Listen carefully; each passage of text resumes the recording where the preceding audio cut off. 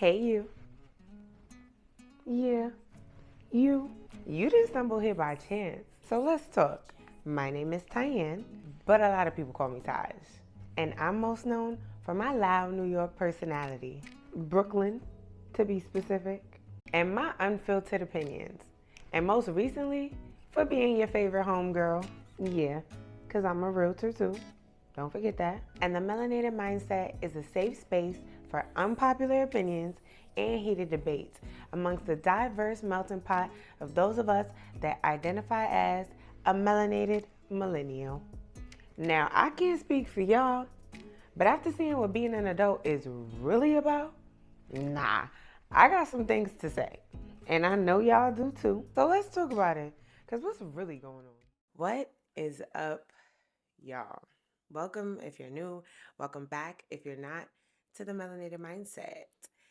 If you are listening to the audio version, then you won't know right off the bat that we got us another guest today, and it's y'all favorite guest because he's always y'all favorite guest.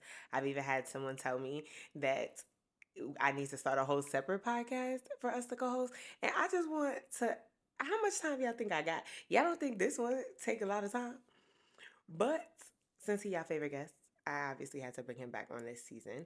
And if you don't know who I'm talking about my husband, Malik. If you're watching the video version, you could see that. You gonna say what's up? What's up, y'all? I'm back again. Let's get into the quality, y'all. Okay? We are evolving. But this isn't his first time on this season. And if you haven't heard the episode that he was previously on, please refer back to season 4, episode 5, where we talked about the different types of intimacy. Because if you don't know, there's like, I think there was like 4 or 5. It was 5. Yeah, there was 5. And then we talked about which ones are our favorite and which ones that we struggle with. So pretty much we gave y'all a little bit of gems and let y'all get in our business just a little bit. Now, this week, we're going to get into the different types of parenting. And Malik actually didn't know that that's where I was taking this episode. And yeah, and I just thought it would be a really good topic, especially with, he knew what I was titling this. And if you read the title, then it's given modern day hippies. But he didn't know that I was going to tie it into like parenting. And I just feel like since it's such a big part of our lives, and a majority of the millennials kind of like in our age group are starting to embark on their parenting journeys. And there go that J word, y'all. Y'all know the vibes. Huh? Realizing that this shit ain't easy. And As easy as our parents probably made it look, this shit is not easy. okay. And if you're listening to the audio version, you all know we got us a glass of wine today. So not taking a sip. You're supposed to give me a child. Cheers. And yes, we drinking wine at 1 o'clock in the afternoon, but that goes into the title of this episode, okay? Because it be like They that. ain't gotta know what time it is. It's 5 o'clock somewhere. It's 5 o'clock somewhere. And if you are an OG part of the tribe, or if you would like to be, because we would love to have you as a permanent part of the gang over here, make sure that you're keeping up with me, quote unquote, in real time across all of my social media platforms. So make sure you follow me on Instagram at Tyanne.Watson, on Twitter, TikTok, and YouTube at Tyanne Watson with no dot in between. Period. All right, so y'all know the vibes. We got to get into complaints and highlights of the week. And I had them all together, but then I got to kind of like revamp them just a little bit, freestyle. But my complaint of the week is definitely going to be people and businesses that only flaunt their blackness when it's beneficial or convenient for them. So like my friend had made a comment a while ago saying that like, you can't support all black owned businesses just because they're black owned businesses. And I was offended at the time, like, but why wouldn't you? And it's now I realize that some businesses that are black owned only broadcast that they're black owned so that they could get that like like that accolade, like, oh, this is a black owned business, but they don't necessarily care about the black dollars that are getting poured into said business. To them, money is green. That's because they using it as a targeting strategy. Exactly. So I think that'll definitely be my complaint of the week, because I feel like I have witnessed that in a kind of way, and it just being a black woman that wholeheartedly supports and encourages other black women and businesses. If y'all can hear the construction trucks in the background, just act like y'all don't. Y'all know we live in a new construction development, and I told y'all it's the afternoon. They out there building these cheap ass houses, but it don't sit right with me because I don't look at it like that. I look at it as keeping our money in the community to big up the community. So to know that it's people that are saying that and not actually abiding by and like living by that, that's just it's so predatory to me. And I feel like the black community is preyed on already by so many other different industries and businesses. Like, why would you come from within to turn out and be the same predator to your community that you are more than likely a product of? Does that make sense? It makes sense. I really think it's just to get that quick buck. Anything for the dollar. No matter how you getting it, no matter who you hurting. Which is I think is bad because as we are coming to know, money is a form of energy.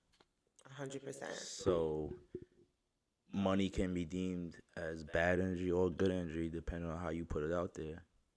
And depending on how you go about to get it, I feel like the energy that you put into it to get it, if you willing to do whatever, say whatever, step on whoever's toes type of vibes to get to the bag, that's how that energy is gonna reside within that wealth that you're trying to build, because it's always gonna be built off the back of bad energy.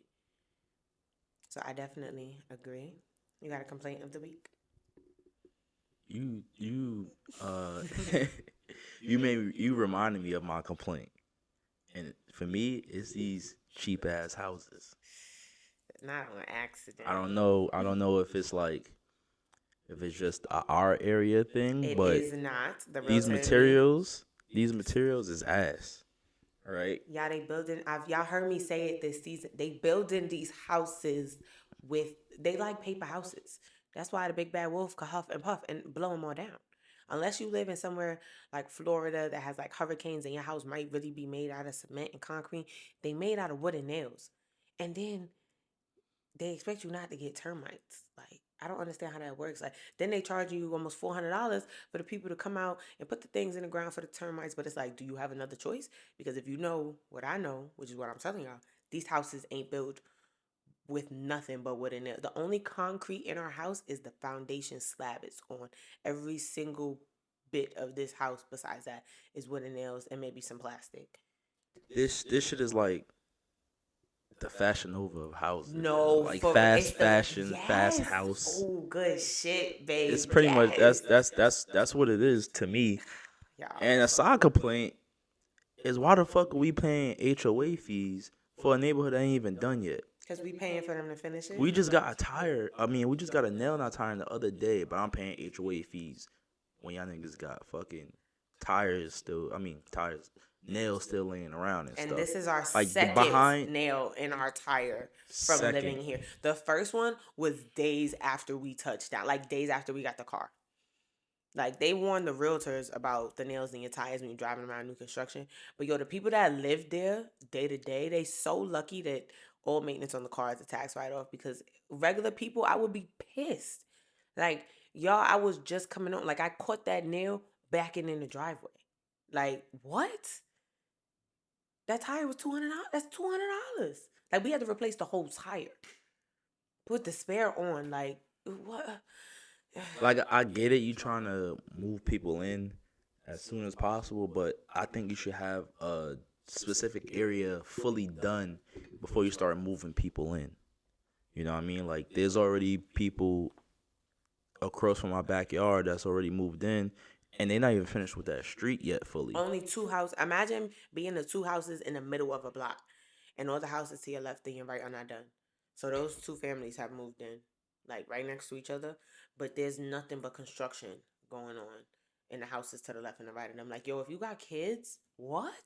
Y'all, Xavier probably just got used to it already, because the families that's just moving in with kids, yo, it takes so long to get your kids on a schedule. That's why, like, if that's mainly why I be recording at night, because the trucks don't be going by. But listen, we gotta get it in when we can get it in. Y'all part of the tribe. Y'all just gonna have to understand. Like, I'm not working around these builders' schedule, because they be out here till 6, 7, 8 o'clock at night. They start like 7 o'clock. It just be loud. It just be noisy. It be messy. It be dusty. Anyway, on a lighter note, let's Moving on. get into our highlights. So, my original highlight that I was gonna say, I mean, I'm still gonna say it, I just got an extra one today. So, my first highlight is gonna be seeing how social our son is, and just how developmentally advanced he appears to be. And the fact that, y'all know, we homeschool him. Like, he's never been to daycare, never been to school a day in his little almost 3-year old life. Barely been around Other kids his age. Yeah, like, he's normally around older kids, because the friends that we had, like, around him actively, like, they all had older kids. So he was always the baby. So it's always that thing. Like, if you're a COVID mom, like, you worry about how your child's gonna interact socially when the first couple years of their life was spent so isolated.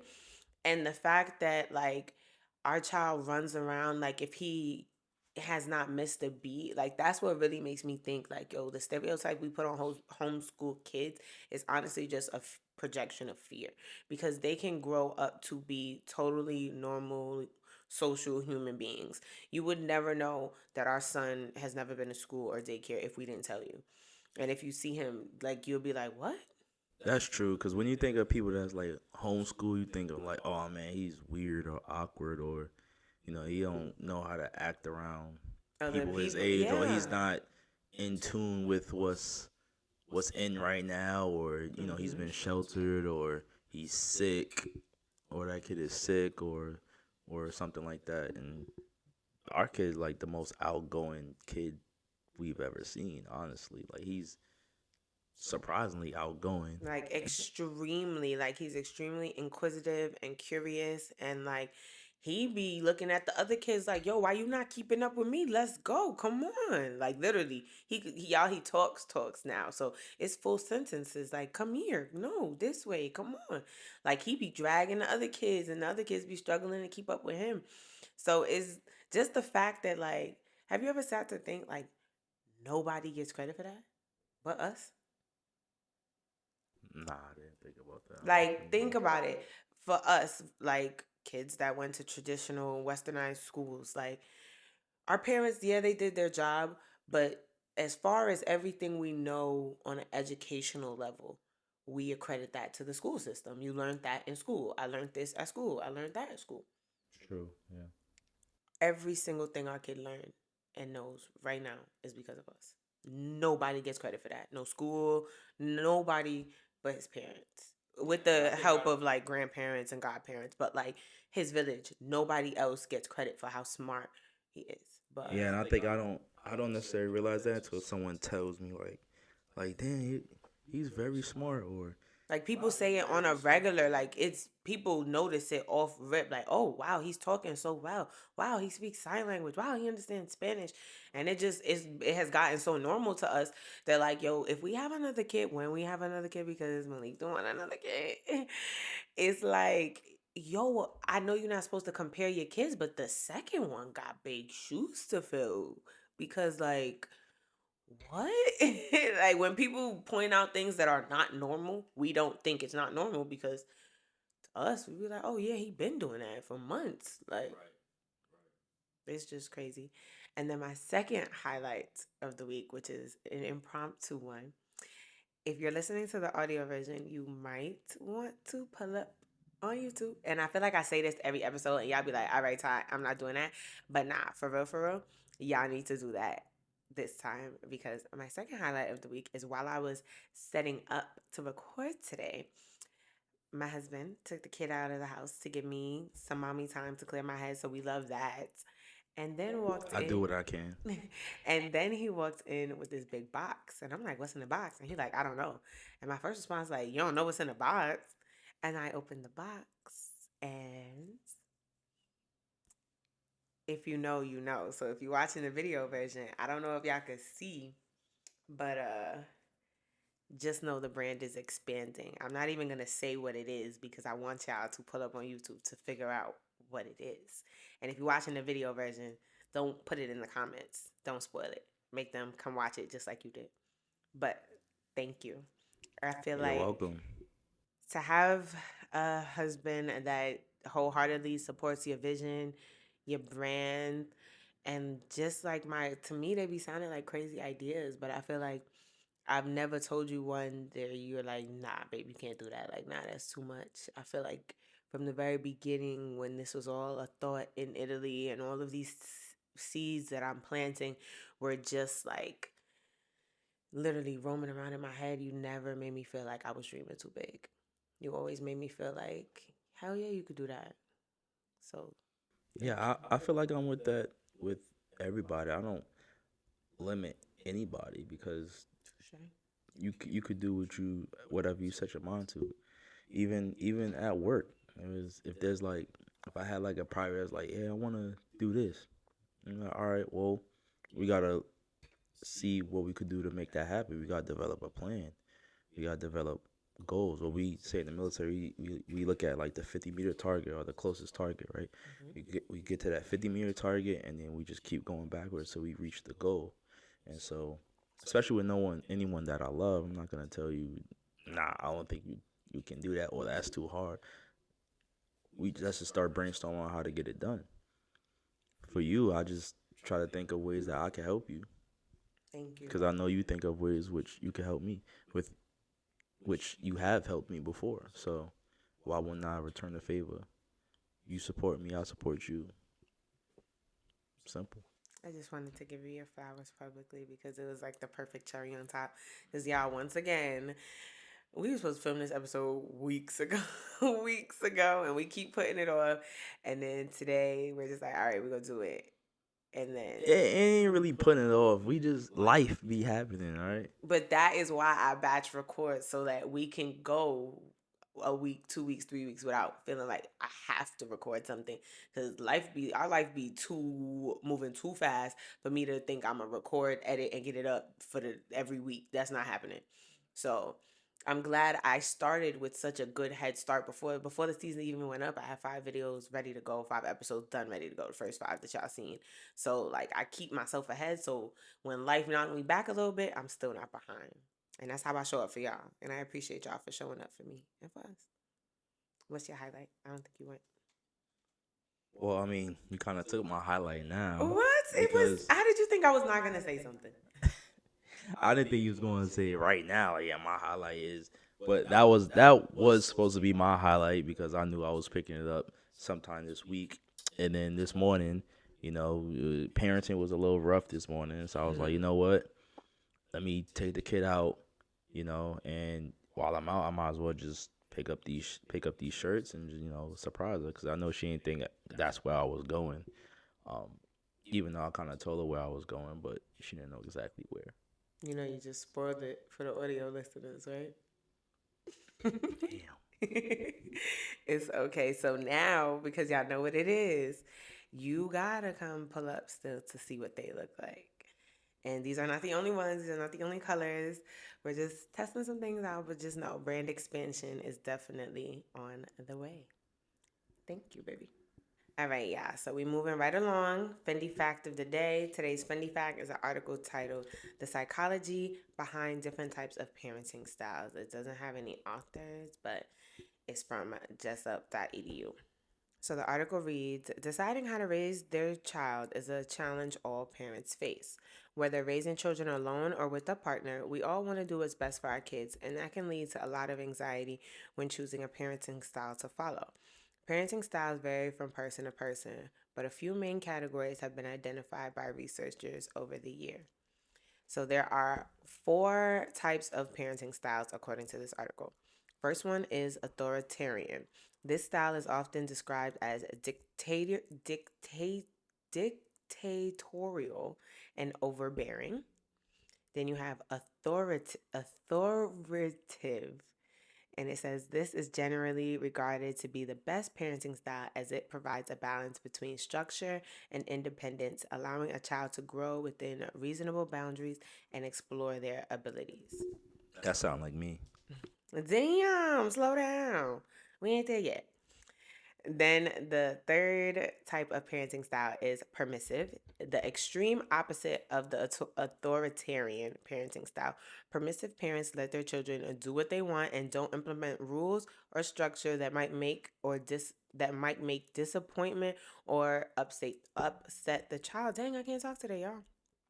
And then the last one is neglectful. Parents who are neglectful, as the category would imply, do not interact much with their children at all. The children are given no rules, structure, or affection and are left largely to fend for themselves. All right. That was a lot. Before we jump into the flow of things, I just want to let you guys know that if you would like to join the conversation in real time and leave your thoughts, opinions, or your complaint or highlight of the week, be sure to pull up on me on YouTube at Tyanne Watson and leave it in the comments. Make sure you give this video a big thumbs up because clearly I'm back with your favorite guest. So go ahead and smash the like button. And most importantly, make sure you subscribe so the algorithm can know to give you that notification next week, Monday, when next week's episode goes up. All right. So let's go ahead and let me run those back for y'all. Those 4 types. So the 4 types are Yeah, you do that. authoritarian, authoritative, permissive, and neglectful. Those are the 4 types of parenting styles. So if you're a parent, go ahead, grab your glass of wine because we're gonna get to pop our shit a little bit this time. If you're not a parent, it's still for you. Go ahead and listen to kind of decide what kind of parenting style you want to implement with your future children. So my first question for you, baby, is going to be: which one do you think you had growing up, and how did that affect you? I definitely feel like I had what is it, dictator? Hold on. Yeah, y'all, I might have to be going back and forth to keep these up. Dictator? No, that one is authoritarian. Whichever one is like a dictatorship. Author. Authoritarian. Yeah, that's the one I definitely had. How did it affect me? I think because of my personality and probably because of my sign, it made me feel like I was being marginalized or like I was being put in a box, pretty much, or too much too much authority, and so like it just made me want to rebel. So it was good as far as discipline, right? So like it it made me be disciplined in certain things in certain areas, but at the same time, I feel like I didn't have room to explore Right, or because I to think the one that's under the, which one is that? Authoritative, which is the one you said you think you are. Those are the hmm ones that allow a child to grow within reasonable boundaries and right, explore their abilities. right, exactly. So I think that's how it affected me. Okay, for me, I definitely agree.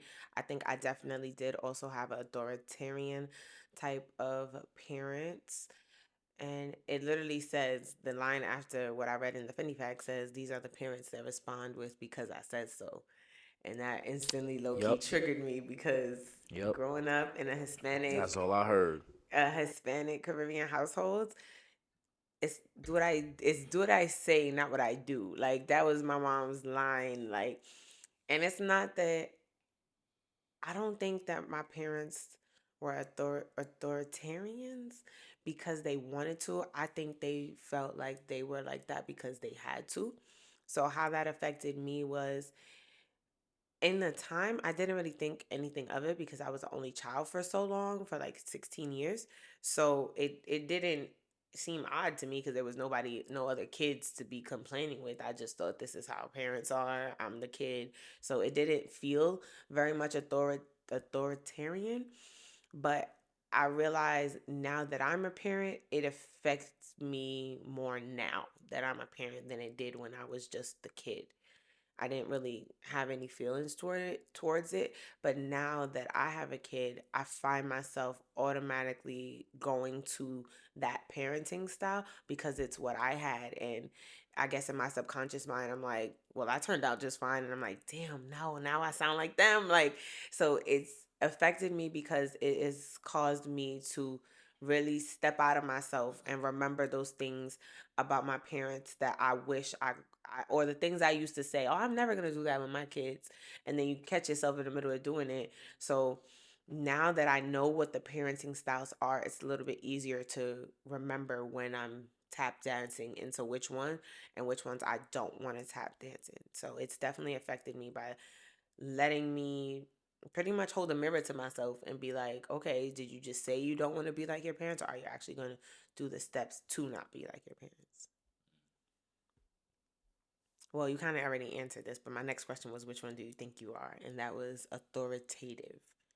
Yeah, I think I'm authoritative because I feel like I give him room to explore and grow and learn the hard way to an extent.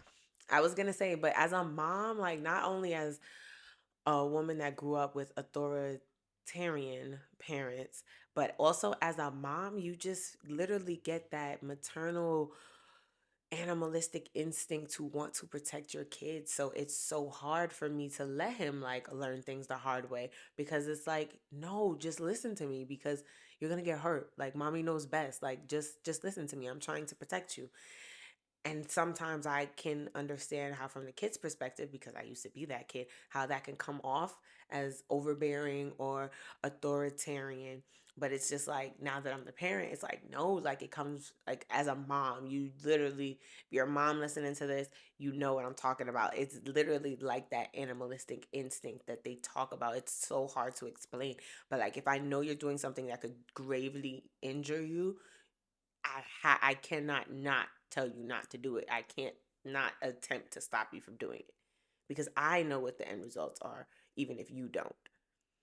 So it's like I'm working on giving him more room to explore, and like, hey, sometimes those who don't listen must feel like you either gonna listen to mommy or you're gonna bunks your head and you're gonna be vexed. But hey, either way, I told you not to do it. Yeah, sometimes you do have to feel. But I think with our parents, it was more so the what we were trying to do rather than the why. Because I know, at least me personally, I've always heard, I've done what you did, so I'm telling you not to do it.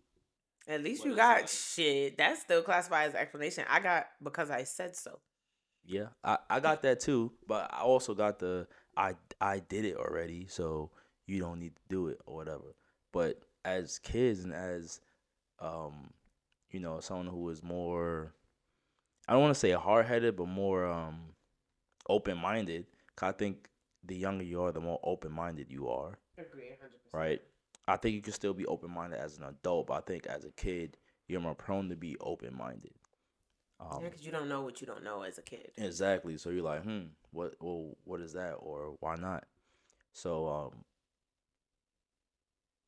I think instead of just worrying about what the kid wants to do or whatever, worry about the why, because then the why will tell you why they think they can do it. And that's the crazy part, because as a kid, I remember that being my biggest thing. Like, yo, my parents never tell me why. Like, it would be a no, Exactly. and it would be like a because I said so, or don't ask me why. And I Like, think and I think a why will leave you at least a little bit more satisfied, especially in the military, because in the military it's like, hey, we're gonna go do this, and we're like, well, that doesn't make sense, or that's stupid, or I don't want to do that, and you'd be like, well, why? Because the higher up told us that's what we need to do, so we're just gonna do it. Rather than just answering that, actually give an explanation like, hey, we're doing that because this is the best avenue approach to do this, and so we can do this. And a lot of times, a lot of privates, they just be like, oh, okay, well, now that kind of makes sense, or they just be like, all right, well, at least that squally or whatever told me why we're doing it. I'm not just doing it for no reason on my end, at least, So that why might just be the satisfaction that person needs to just keep going. touche. And I think it's mad funny that that is the question that our son asks 500 gazillion times a day. Like, that's the Oh question I my never gosh. got to ask. And y'all, Why and no is his favorite like words. everything you tell him, but why? Why, mama? Yep. Why, dad? Like he needs an The fact explanation that for he everything. even uses it in the right context, I'm like, I find myself having to explain a lot to a 2 year old all the time. And there are a lot of all things the time, every day. that like I have no idea how to explain to a 2 year old. But then I'm like, is that why my parents didn't tell me why? Because they just didn't have the patience or the time to break it down and to make sure that I understand. Because I could tell when he asked me why, and I give him the like adult answer, he'd be looking at me like, huh? So then I'd be like, okay, you're genuinely interested in this. This is a teachable moment. Tyanne, how can I break this down so a 2 year old that's learning how to speak, how can I make this make sense for his little brain? And it does take time. It makes me sit, think. It makes me go back in and digest what he's asking me, what we're talking about, and like break it down at its core. So I'm wondering, like, did parents back in the day just not have the time and patience for that? Because sometimes it's annoying when you're explaining why to everything all day long. But like, those are teachable moments. So we use them as such. Okay. So I think I am an authoritarian. Yeah, but somewhere between authoritarian and authoritative. Excuse me, because we How have our so? because we have our days. We have our days where like it's something about that monthly instinct. Like when he wake up, I could just tell the type of day we gonna have, and I feed off of his energy. He feeds off of mine, and it's like, oh, somebody woke up on the wrong side of the bed today, and like, okay, Oh, you feel the tension in the air when they beefing. like It is hilarious. y'all, I don't. If anybody's into astrology, I am a Virgo, obviously Virgo sun, and my son is a Taurus.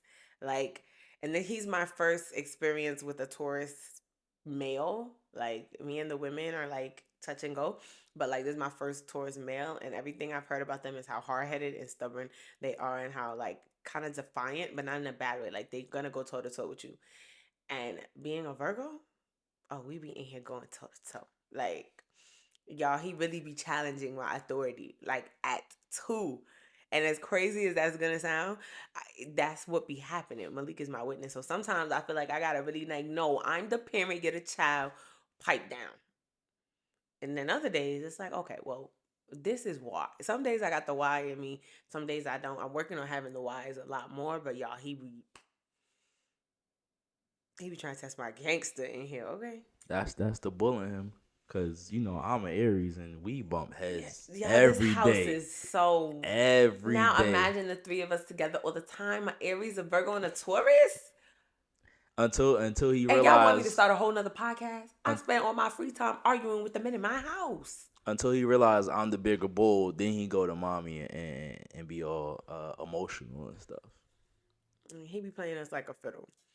But I'm working on the balance because sometimes I do feel like kids need the hey, sit down, relax yourself, calm down. And you could tell when you go to the park, the kids that don't get that, where their parents don't, there's no chill out. Like the parents be on the phone and they just be running rampant and throwing stuff. And you could tell when the kids don't got no structure. I do believe kids need structure. I do not believe that they need authoritarians, which is that type of parenting style. Authoritarians. They don't need that type of, they just need guidance and structure. True. I agree. Okay. So, what do you think is the correlation between how you parent and how you see the world? For example, I feel like parenting out of survival versus parenting out of love, those two kids are going to turn out completely differently. So, think about it in terms like a parent that can afford to only shop at Whole Foods. That child's quality of life and outlook on life is going to be completely different from a parent who maybe can't afford to do that and kind of just has to go to whatever grocery store is nearby because that's what's within their budget. So, what do you think is the correlation between how you parent and how you see the world? I'll go first.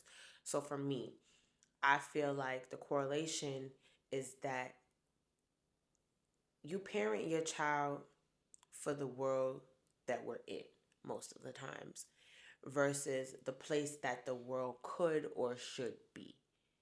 So I feel like, yes, there are times where it's okay to parent your child out of survival, because sometimes you literally feel like that's all you're doing as a parent, especially as black parents, as black millennial parents. Like, you literally wake up every day and feel like you're surviving. Have y'all taken a look at grocery store prices and gas price? Like, it literally just feels like some days you're just put here to survive, and you fall into the cycle of parenting your child like that. Like, this is what you have to do to get by. You need to get up every day, go to this job so that you can work, so that you can pay the bills, so that you can have a roof over your head, so that you can eat. But in actuality, those are things that everybody needs, and you don't have to work for them. You shouldn't have to work for them. Those are literally basic needs as a human being. You get what I'm saying? So I feel like there's a very direct correlation between how you see the world, whether you're in or out the matrix, and how it ties into your parenting. So are you saying? So what's the question? Are you saying is there a correlation? Do you think there is one? Because I do. Absolutely. And how so? Well, your views on the world's automatically gonna get translated into that child's view on the world. Um, But then, isn't that limiting their abilities and kind of still being authoritarian? Because technically, you're raising them for the world that you live in, like in your head, versus the way they see the world. Because two people are never gonna see everything the exact same way. That's like parents that grow up in Christian households and they raise their children to go to Christian church because that's what they know. mm-hmm. But that's also limiting them from everything else that's out there, because that child is going to grow up and have their own individual beliefs. So is forcing your view on the But world. not all the time, because some children grow up with their beliefs of their parents. That's why racism still exists, because it's that view was passed down from generation to generation. Is only select few that, like, either they're influenced by somebody else Mm-hmm. that eventually overpowers that outlook and makes them question, you know, the views of their parents growing up. Like, hey, now that I think about it, I think that was wrong, Grandpa, or whatever. That was wrong, Dad, or whoever. But initially, that parent's outlook on life was instilled into that child, regardless, because that's when people be like, "Oh, that's how I grew up." I agreed. So when it comes to what I titled this episode, "Modern Day Hippies," Mm-hmm. I titled this that because that's honestly what we classify ourselves as. I have a YouTube video where we kind of all went on like a family hike, and that was in the Mm-hmm. title. And I wondered if people thought that was just clickbait, because I'm like, nah, like we really identify as such. And I know people are gonna be like, well, why? Like, what makes y'all feel like y'all are hippies? And Well, I think it depends on what you think a hippie is, because I think it can mean different things to different people.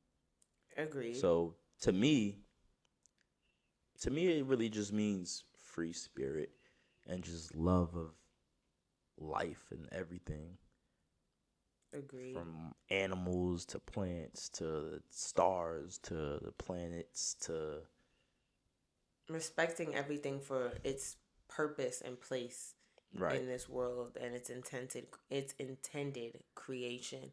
So Mm-hmm. when I think of hippies, I think of people that eat cleaner, which we strive to do as much as we possibly can.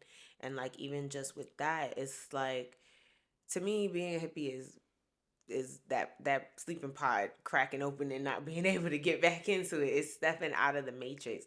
So not just eating cleaner because it's the right thing to do or it's gonna make you snatched for your next vacation, but because you're really thinking like, yo, what do they put in the food? How does it affect us? Because when you sit and you think about it, you be like, how is a lot of this stuff even legal to put into these foods? Like, how are we able to ingest some of these chemicals that are illegal in other countries? And then you step back and you be like, big pharmaceutical. Like, that's what it is. Like these doctors that make hundreds of thousands, some of them maybe even millions of dollars, they don't get paid unless we're sick. Not the doctors itself, but the company owners, the people who own it. That's what I'm saying. People who employ them and sign those checks, they don't get paid if we don't stay sick. So we live in a nation where the easiest way to make us all sick and give us all diseases that keep us going back and forth to the doctor is to put it in the food. Make the food taste really, really good. They've gotten so good at making the stuff that's bad for you taste so good. It's scary how well they've been able to really do that. And when you take the step back, you be like, yo, why does it taste so good if it's so detrimental to me? Like, whose idea was that? When I think about hippies, I think of like your outlook on inflation. So, in a time where a lot of people want more, we actually want less. Like, Yeah. Yeah. like less is more. it, Less is literally more. literally, and that's what I think of the mindset of a hippie. Like, yeah, we have the beautiful house and it's amazing, but quiet as this cat, we would be cool being one of those digital nomads that y'all see on Instagram that sell their house and RV and backpack through the country. Like, Yeah, less is more is the same as quality over quantity. 100%. That's another It's the episode same thing. coming later on this season. Ooh, good shit, babe. I like what you did there. But like, yeah, like everybody wants more. Like, oh, I need more money. I need more money because of inflation, because of grocery prices, gas prices, and we just rather have less stuff. Like, do we want more money? Yeah, but you could have the same. You could have more money with the money you make now if you had less stuff. Like, if you cut down things into what they need to be cut down into, there go your more money right there. You don't need to make more money. You need to downsize maybe. True. So just having that type of outlook is what I think of when I think of hippies. I also couldn't credit. And I've lived. My mother was a hoarder. That is terrible. She was a hoarder. I think we all know somebody that's a hoarder. Exactly, and it's like At a certain, you sit back everybody and hoards like, bro, certain things. you sit back and you're like, bro, do you really need all this stuff? And And they don't. Honestly, they never have a. Most of the time, they don't really have a legitimate reason. be though. hypothetical. Like, why do you have this? I just wanted. I got it back in, but like, why do you use it? No. And if you watch, So why is it here? if you watch my first vlog on YouTube, like for the New Year, you will see that y'all, we spent 12 hours deep cleaning our house on New Year's Eve. When I say from the garage to the attic, we literally went in every closet of this house. If it haven't been touched or looked at in 60 days, it gotta go. Like, Gotta go. I feel like living in America can make you overconsume so much. Like, one, it's bad for the planet, and that's why we killing it. But like, two, how can your mind and your thoughts flow so freely when you just got all this stuff that you don't need? Like, you see the people on the YouTube videos and the TikToks that are like living out of a carry-on suitcase, backpacking it through the world, and you be like, yo, I could never. But why? You don't need 500 shirts, 500 pairs of pants to survive. Facts. And the crazy thing is, what's really crazy is, as black people, we're such consumers, but we are not that big of earners, which is crazy. Which tells you how much we as a community overconsume. And I feel like going on this spiritual journey really made me check myself. Like, yo, what are you spending your money on? Like, what are you over consuming? What are you hoarding that you don't need? Like, if COVID didn't wake you up and realize, like, yo, I'm sitting in this house, if the world shut down, none of this shit would be useful to me. Facts. Like, I remember being in high school, like, you know how it is in New York. Like, if you get caught coming to school with the same fit, well, you don't know about that because you wore a uniform. But when you don't wear a uniform in New York City and you come to school in the same fit, you get roasted. I feel like you get teased, even now as all adults, that shit. That's and like what kind of mentality is that I'm in high school and worrying about, oh damn, I can't wear these jeans tomorrow because I wore them today. I gotta get something Now else. that we're parents, think about how much pressure that puts on the. What the fuck you mean you're not wearing them pants? That's what I'm saying. What You goes up can't. must come down.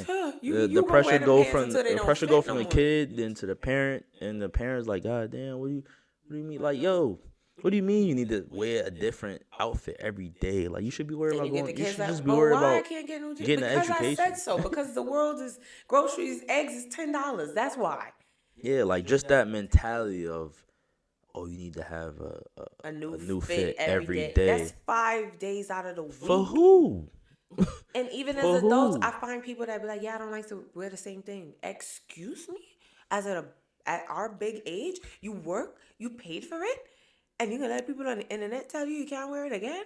So I'm like, Who? if you had good quality clothing, you could wear that shit every day, And that's, I think, and it'll still last. that rolls me into my next point. Another reason why I think that we kind of adopted this modern day hippie kind of lifestyle is going from one extreme to another culturally. So we went from living in America to living in Europe for 3 years and then coming back to America. And I feel like it was more of a culture shock moving back to America than it was going to Europe. And it's not till you got to Europe that you realize, like, holy Yup. shit. Cause when we even when we moved there, right? Cause we had all this shit, right? And you gotta pay extra for that shit, right? So it's like you go over a certain pound, it's like nah, you gotta pay extra. Because in Europe, it's like when you fly in different places in Europe, you can only take Some a of them certain don't let you even check a bag. a certain weight, and it's not a lot. It's like maybe what, I like think it was 50 50, kilos, which is like 40 pounds. 30, 40 pounds, something like that. Yeah, don't quote I me. could put that. I could put that in my rucksack, in my backpack. Right? And it's like, And y'all. that's all. That's what people travel with, just like a backpack. Right. And before we would think like, yo, how are you traveling with just a backpack? Like, what you need? Like you need like 3 pairs of shoes. You need 3 coats, 5 jeans, See this 6 coat? shirts. Like, there's no way you going somewhere for a week with one backpack. And in the military, it's like it's whatever. Like you take what you need to survive, or you take what you need for the mission, and that's it, right? But as a civilian, it's like, nah, I'm trying to get these fits off, whatever. But for who really? Who you really trying to get these fits off for? Unless you're getting paid for that or something like that. But like, if you're just a regular person, you don't need a whole lot.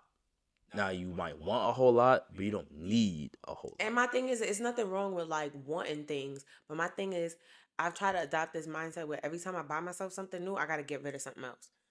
Because then I'm just hoarding these things that you can't have in like Europe, like you said, flying, right? Yo, y'all, we went to fly somewhere within Europe and our bag was overweight. Yo, you see how in America, oh, when they tell you your bag is overweight, you could just pay for it and it ain't really that big of a deal. Y'all, over there, paying for it is not an option. You either gotta throw some shit in the trash or you're not getting on this plane. Yeah, you're not getting on this plane, brother. What they said is what they said. If it's 40, 50 kilos, that's it.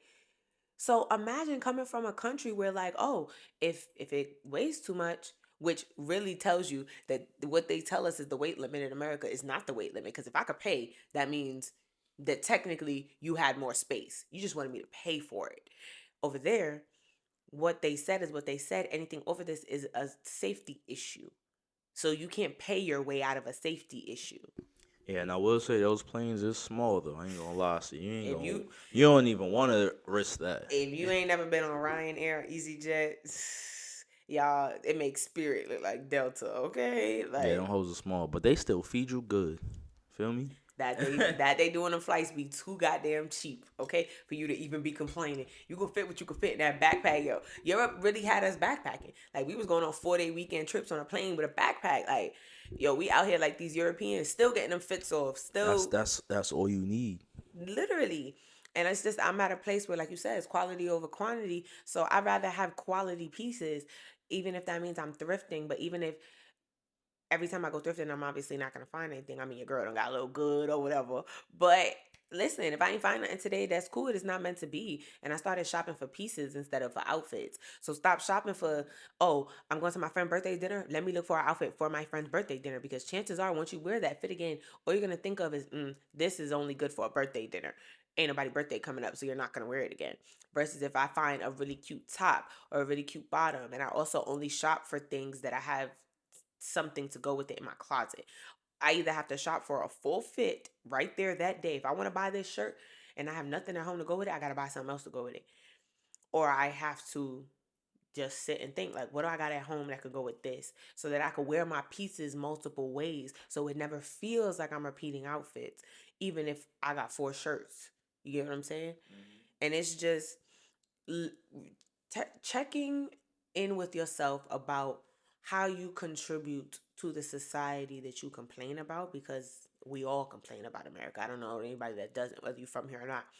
So if you're not checking yourself and the people around you, you're really just talking. You're not doing anything. And I feel like that's where the hippie stereotype comes into, because those are the people that are taking action, but because they're doing something different and out of the norm, it seemed as weird. It seemed like, oh, y'all are, why y'all doing that? Like, think about it, like when you eating healthy in the black community, we tell people we don't eat meat, bro. People, the jokes be, shit, I thought y'all was vegan. The next time, and it just be like, bro, what's so funny?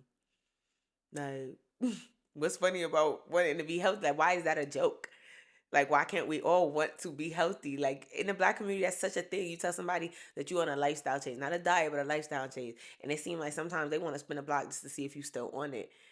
Just so they could be like, see, I told you couldn't. Like, nah, like, what? That used to really irritate me. Like, you tell people you don't eat pork, and they look at you like you got 2 Like heads. what? You don't eat bacon, nigga? Bacon? No, we don't eat the animal that eats any and Like, everything. Like, why is bro. that hard to believe? Like, bro, it's just bacon, bro. Like, relax. It's just bacon. So my question to you would be, when did you realize we was turning into hippies?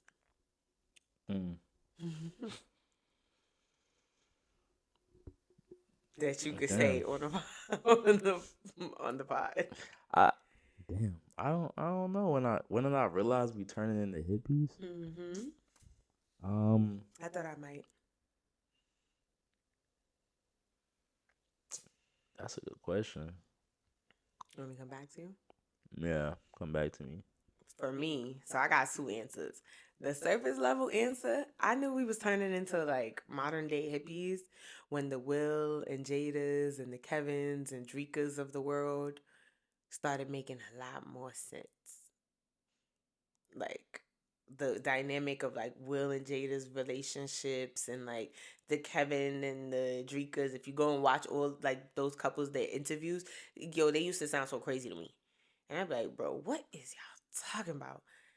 On the other side of that sleeping pod, on the other side of the matrix, they make way more sense than I thought they did, and that I think people give them credit for.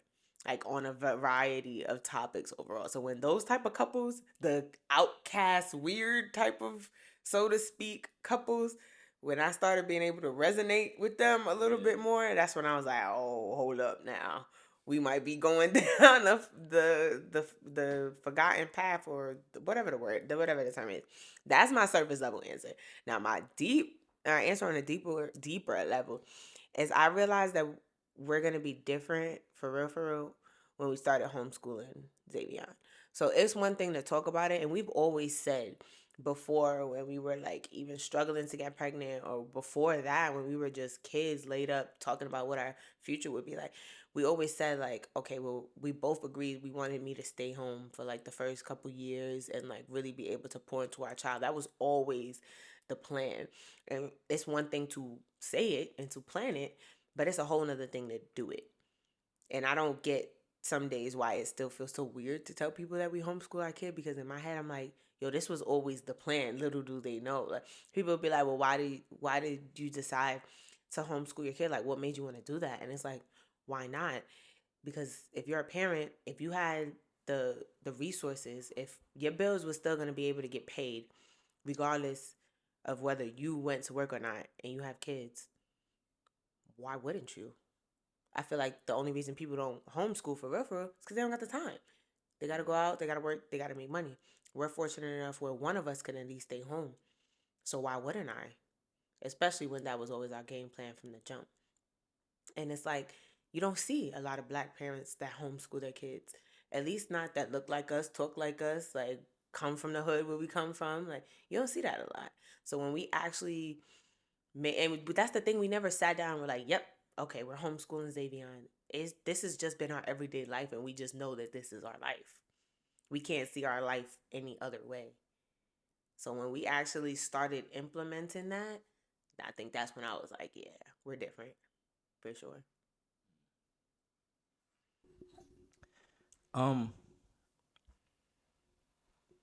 I think I've always kind of been a hippie then, as far as like being able to just like float around, just go with the flow of life, kind of like Shell.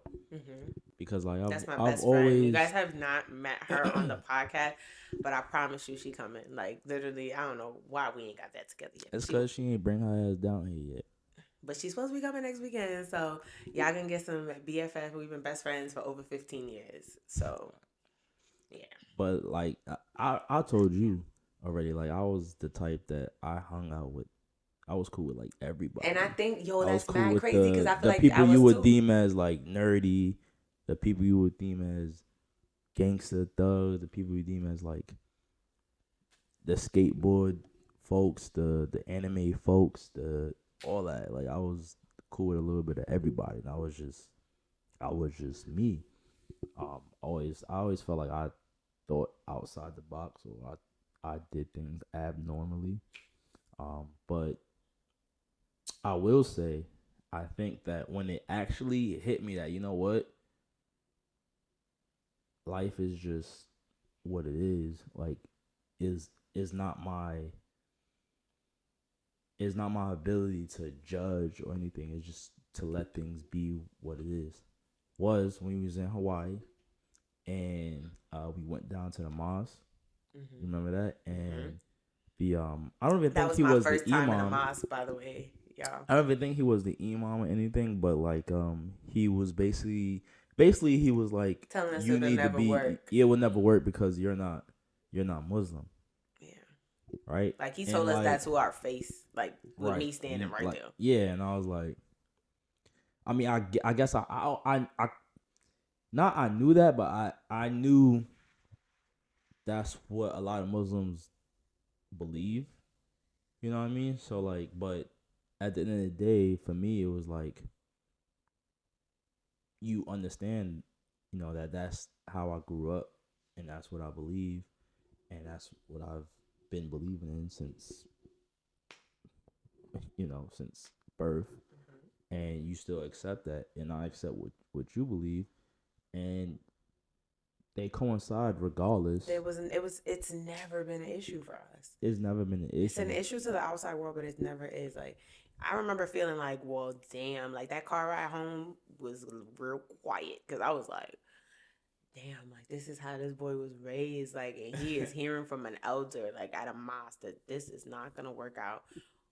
He could wake up and be like, yo, this is before we had a kid. This is before we started actively trying to have a kid. Yeah. Because what he asked us was like, so, okay, it works now. What are you going to do when you have a kid? And we Right. said what we always tell people, like, we'll expose our child to both and let him or her choose, which is what we are actively doing. And it was just like, to us, it makes so much sense. And like, he was just like, but so you're going to raise a confused child? Which, like, he had genuine concern. Like, nothing he was saying didn't make sense. Yeah. So like, I wasn't offended because the information wasn't true. It was rightfully so. I know there's a lot of questions that people have, but in my head I'm just like, well, you just don't know us. Like, you just don't get it. Like, we really are on one accord and have been since we were 17 and 19, laid up in Brooklyn planning what our life would look like.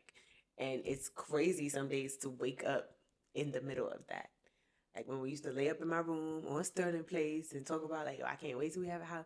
Like, damn, what you think our kids are going to be like? Like, all right, we're going to have this, we're going to have that. And so, like, wake up some days. Like, some days I just wake up on go to the point where, like, I forget. And then there's other days that, like, I just am filled with so much gratitude. And I just look around, no matter how chaotic, no matter if this fucking house is falling apart. It's just like, yo, but it's our little house that's falling apart. Like, Yep. And then after that, we started going to church, Christian, right? non-denominational, but yes. We started going to church, all right? To him, it's all the same, y'all. To me, Please, it's not all the too much same, on him. He really right? does not know. at the end of the day, you believe in God. That's all that matters. All right. That how I feel now. Every religion is as long as you believe in God, it's the same. The way you might go about it is different, right? You might believe in a different book. You might believe this book was before this book, whatever. Y'all still believe in one God, whatever. Don't kill me about it. But after that, we was going to church, and that's the most church I've ever been to in my life, right? As far as like faithfully, Sunday we getting up and going to church. That was the most church I've ever been to without somebody telling me get up and go to church. Yeah, exactly. Like, now, adults going by ourselves. now all the songs and stuff, I didn't know none of them shits. You know what I mean? Excuse my French. Right. Not I didn't know none of them. Child. You know what I mean? I didn't know none of them, nothing like that. But when the preacher started, giving the word and everything, there were things that I resonated with and I agreed with, and I was like, oh, that makes sense. And at the end of the day, we went about our way, our day, and so like it wasn't a big thing, and I don't think we're not gonna pressure our son to like, hey, we need to pick a side with religiously. You know what I mean? I'm gonna let him know that, hey, God is in everything around you, and it is what it is. As long as you believe in a higher being, you wasn't just created out of thin air, out of nothing. You know what I mean? You were manifested. We prayed for you. We tried. And then eventually you came into fruition. You're here for a reason. You chose us and we chose you. And I think we both, all three of us, fought hard as hell to be together. So we gonna ride till the wheels fall off. Right. And I think after that's when I realized, like, I'm kind of a hippie. I kind of just like going to the mosque didn't feel bad, but it didn't make feel love, right. not peace, brother. Going to the mosque didn't feel good, but it didn't feel bad. It felt like we didn't fit in there. And then going to church, like we got what we needed, but it still felt like we didn't fit in there. Like it just never felt felt like something was always forced, or something was always like, this is the right way. And it's like, you don't know. We had too many questions. You don't know, for real. To fit ourselves in either box. Like and then they do some things that like I don't exactly that I question. And I think like, why? It just either way just never. We both never. It felt still like just didn't feel right to me. Right. It's not until we let go of all like religious limitations on ourselves and our relationship that it really just flourished, because we weren't trying to fit ourselves and our marriage into either box. We had built our own box. And it's just like, as long as we're good human beings with good intentions and putting out good energy into the atmosphere, we will get that back. The universe will give it to us back, and we will go from there. And that has not failed us thus far. Like, we just literally are in our own lane. So then my next question to you would be like, what do you think is one of the biggest cons about being different or being a hippie? There is no con. That's cat, because mine How's that cat? Because mine is going to be that we don't really have people who can relate to us, or people's lack of understanding about our lifestyle or lifestyles. I don't think it's we don't have people that can relate to us. I just think it is we don't know those people right now. To be able to make that type of spiritual connection with another family would be like, to me, that's when I feel like that aha, like, we found our village, we're building this village. You know what I'm saying? So not having people that can really understand, like we don't know a single other couple that homeschools. So who would we complain to? Because everybody else, when we tell them, they just be like, oh yeah, I don't know, he or she's in daycare, so I don't know. Like nobody can share in our frustration because we don't know any other couple that are with their kid every single day, all day. You know what I'm saying? Like, we don't have too many other friends that are homeowners that can understand our homeowner struggle. And I know everybody's not going to be on the same level as you are at the same time. Everybody in your life already. So I know it just takes finding those people. But when you are different in so many ways, it's kind of hard to relate to people or have people relate to you. At least in my opinion. So I think that's definitely a con. Yeah, I guess that can be a con. I say there's no con because you're content with who you are and how you are, and you accept and love yourself and everything that God gives you. Agreed, because we've been doing just fine without a physical tribe. How much I'd be offended when I say we ain't got no tribe. But like we've been doing just not scratching your beard into my ghetto. I'm just saying, like, we've been doing just fine without it, but it just, I feel like it would take such a mental relief off of us. Like, we're both in therapy, yes, but like to be able to get some shit off with another couple that, like, yeah, they get it. Like, I feel Yeah, it would definitely feel good. like on those days where like everything just too much, like maybe it's something wrong with the house and then with the car and then the kids acting up too. Maybe you're like phone a friend that like, hey bro, I get it. So like how you feel about like Deval and Kadeen, like how we feel like they're the older, but imagine if we had a real life. Cause I'm not saying real life, not yet. Cause y'all already know your girl with them manifested meeting them once. We gonna do it again. We gonna be chopping it up with them, and their book just released. So I can't wait for our copy to come in the mail. But like, if we had Right, a the mail you never check. mind your It could business. be there right now. Anyway, to be able to have a big brother and sister that we could phone and or like pull up on and just take the kids over there and really get some shit off, like It would be nice to have, yeah. it would. I mean, we're gonna be good regardless, but it would be nice to have. So I think that's definitely one of the biggest cons. And I feel like the point of this entire episode is to remind all of you guys listening and or watching that you don't have to be the parent that you had.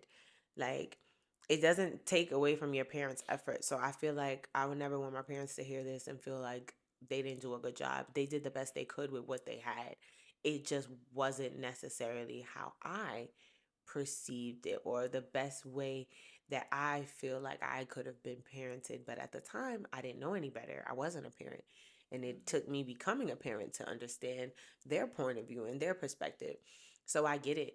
And I just want people to listen to this, whether you're a parent or not, and understand that the way that you parent your child doesn't necessarily mean that that's the way that that child needs to be parented.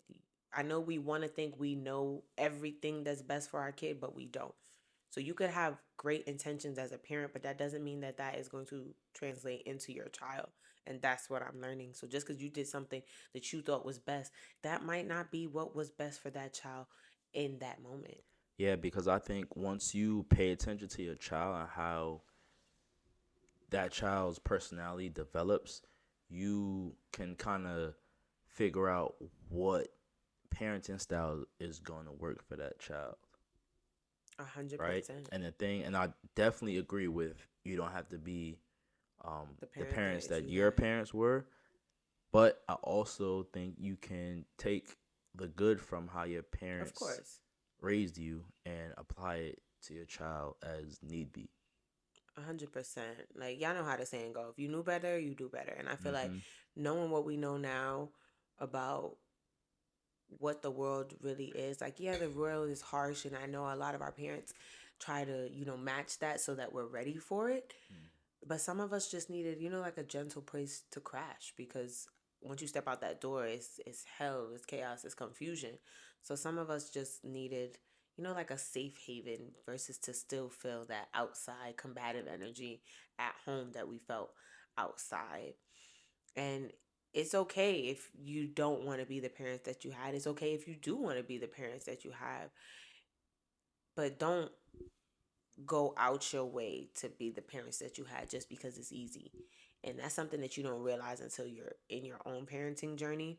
But try to be the parents that you didn't have instead. The things that were lacking, try to implement those first versus just jumping into what feels right.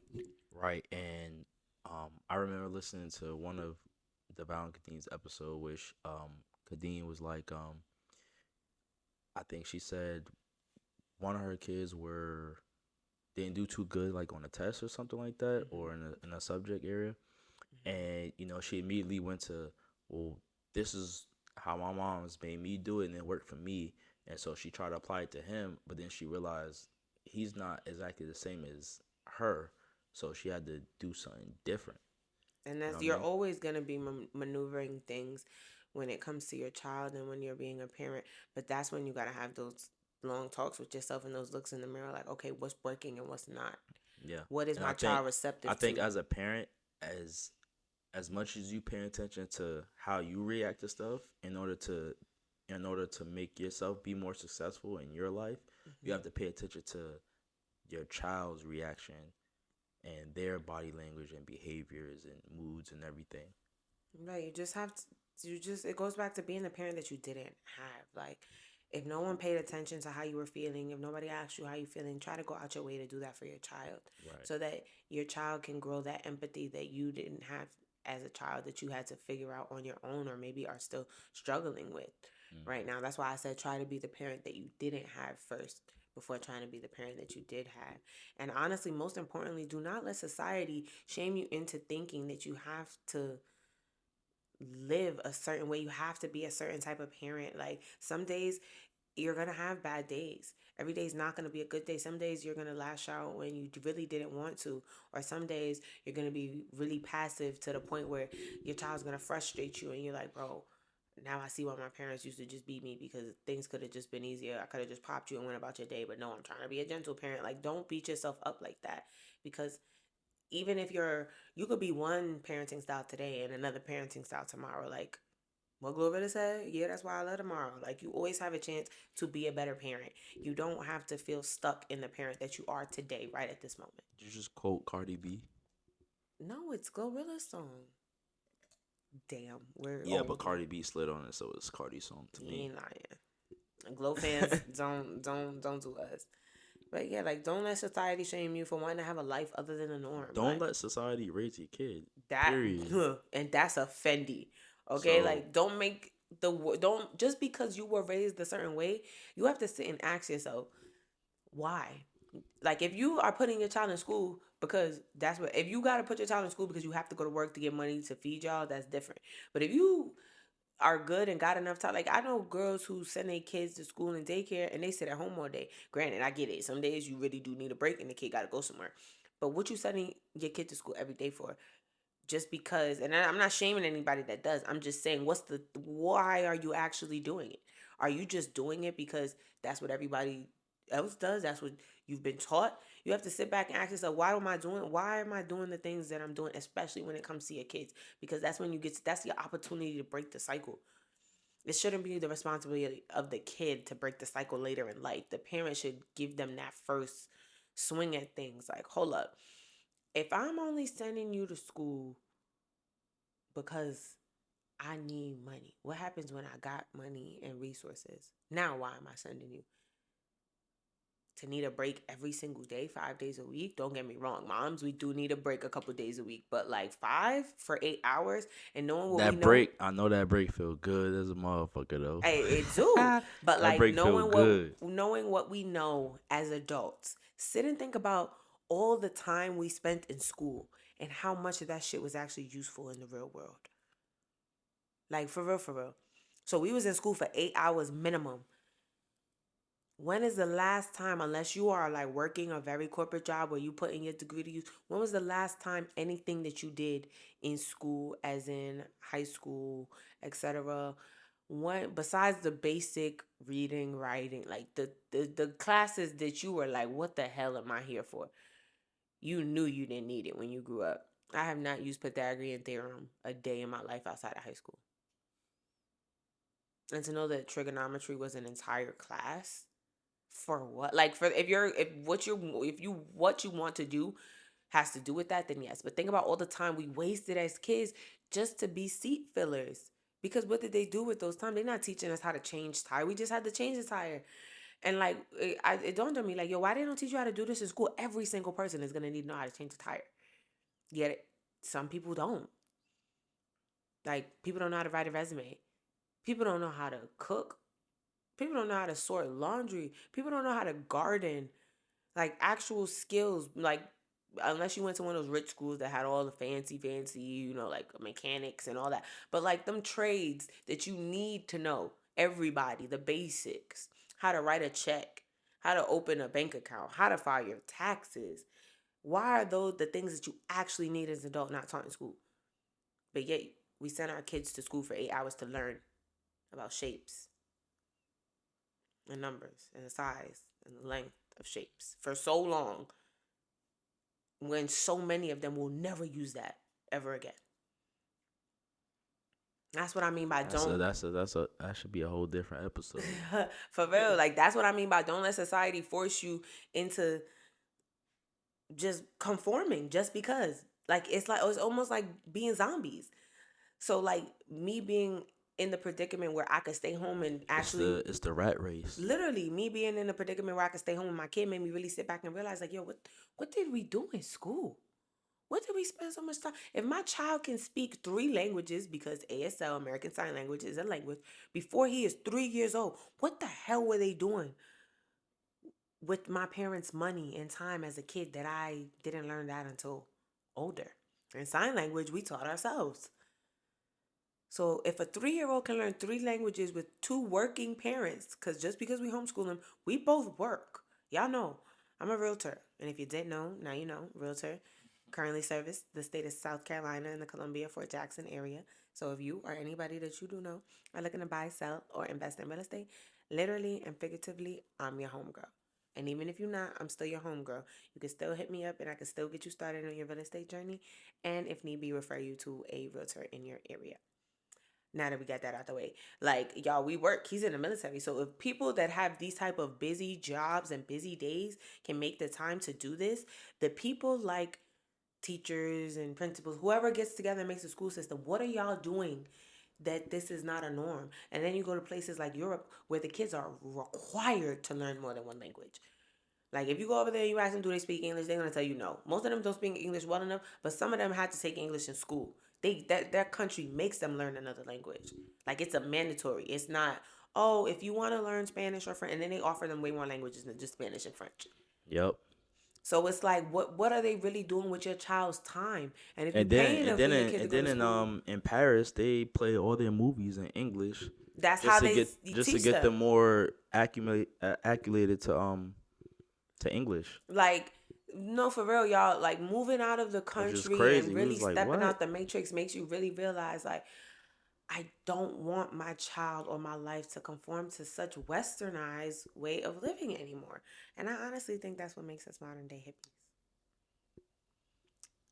But we done talked y'all ear off for about an hour. But we are finally at our familiar place, which is our word of the week. And What's the word of the week? I was going to say, I chose it this time. Usually when Malik's on, I let him choose, but I chose it this time. This week's word is surrender. Because, Surrender. We yeah. never surrender. What? Because if you force yourself to parent like anyone else, your children will grow up to resent you. Like, you can't parent like the parent you want to be. You can't parent like the parent that you had. Not a helicopter. You forgot we live by a military base, right? Now y'all see why last week I was going off about the military and how it's just irritating to my soul at this point in my life. Now y'all understand. And I'm not editing that out. So anyway, you have to parent your child like the parent that they need, not the one that you want to be, not the one that you had, not even the one you didn't have, but that the one that they needed to be.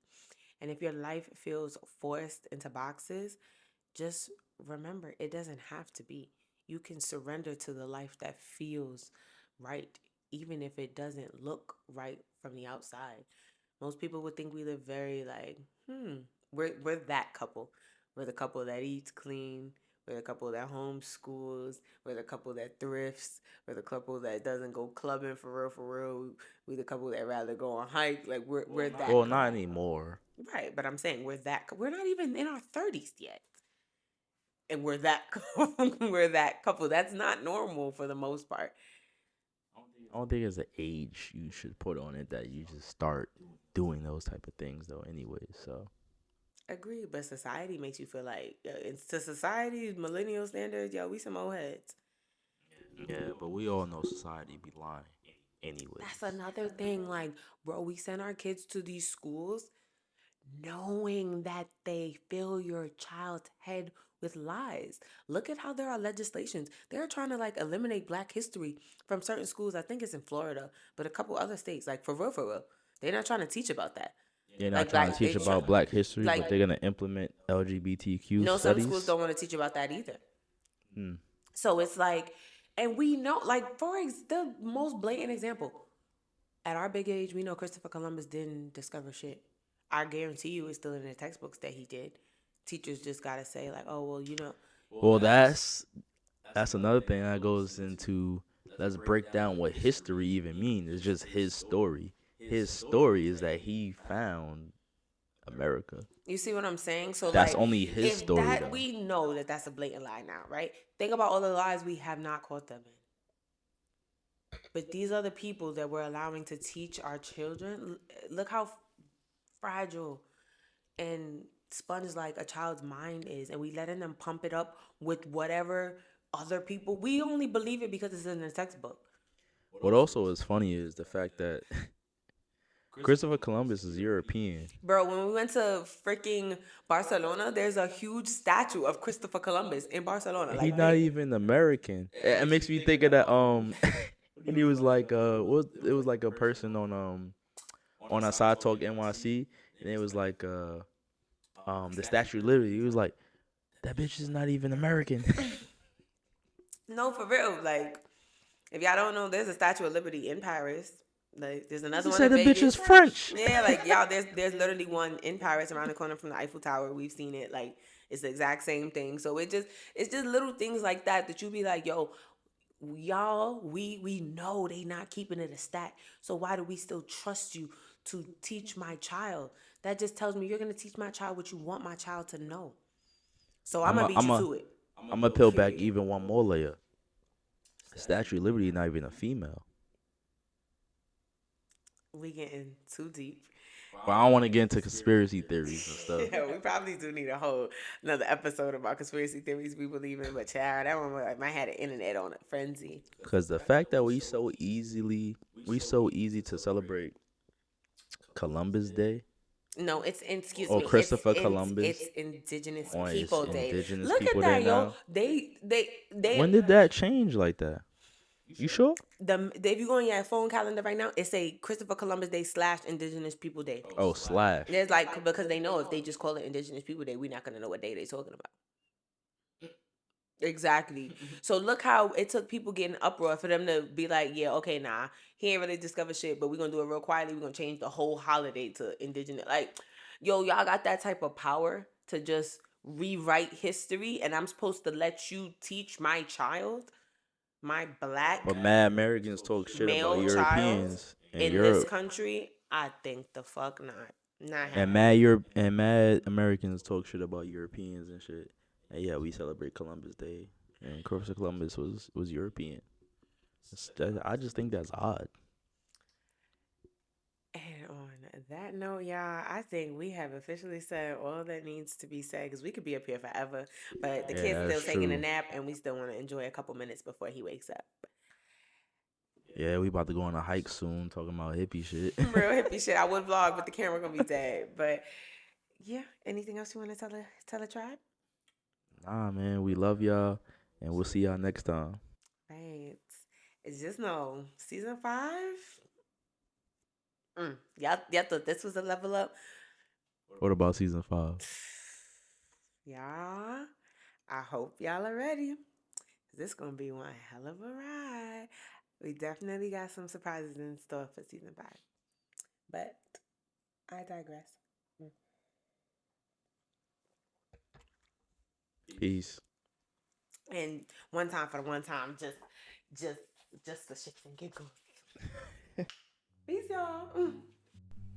And on that note, if you made it this far, thank you for kicking it with me and chopping it up with me. I appreciate each and every one of y'all.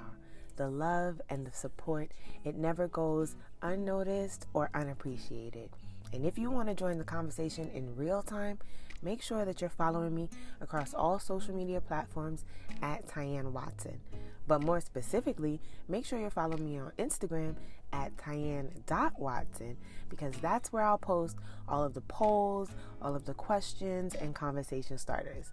That's also where you guys can expect to see sneak peeks and previews into the episodes to come. We on a new season and we on a new level. This gonna be one hell of a ride. I hope y'all are ready.